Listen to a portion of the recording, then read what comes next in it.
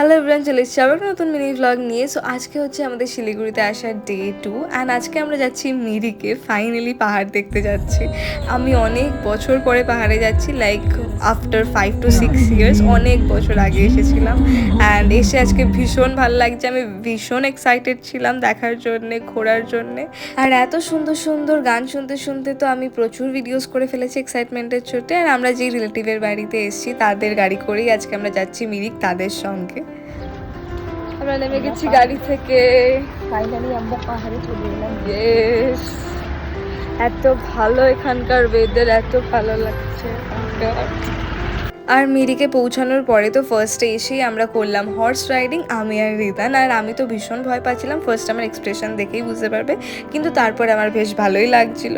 তারপরে আমাদের খিদে পেয়ে যাওয়াতে আমরা সবাই মিলে খেলাম মোমো অ্যান্ড হচ্ছে ম্যাগি।